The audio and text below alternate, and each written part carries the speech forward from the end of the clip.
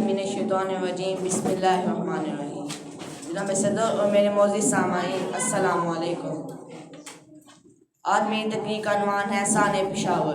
ان کو خبر نہیں کہ لہو بولتا بھی ہے، تیرے خیال کو دل میں بسا کے لایا ہوں، میں ذرے میں صحرا کو چھپا کے لایا ہوں۔ نظر کا سوز تمنا کی آن جو غم کی جلن، نظر کا سوز تمنا کی آن جو غم کی جلن، میں خود کو سردے چراغ بنا کر لایا ہوں۔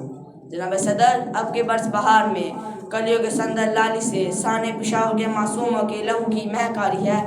باد نسیم پھول کی ان ننھی کلیوں کی آہو بکا اور بارود کی خوشبو لے کر رہ رہی ہے۔ لوہا میرے دل کے باغوچوں میں سالوں پرانے زخم پھر سے ہرے ہو گئے ہیں۔ مائرہ تکتی رہ گئیں اور بچے اسکول سے جنت پہنچ گئے۔ ظالموں، یہ تو جنت کے پھول تھے، تم نے کیسے سارا باغ جلا ڈالا۔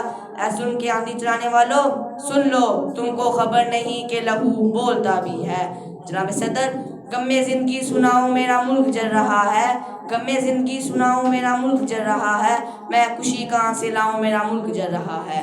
تمہیں یہ گلہ ہے کہ کیوں ہے مزاج برہم، کہو کیسے مسکراؤں میرا ملک جل رہا ہے۔ اے بے گناہوں کو شہید کرنے والوں، سن لو، تم کو خبر نہیں کہ لہو بھی بولتا ہے۔ جناب صدر، میں کس کے نام لکھوں جو علم گزرے ہیں، میں کس کے نام لکھوں جو علم گزرے ہیں، میرے شہر جل رہے ہیں، میرے لوگ مر رہے ہیں۔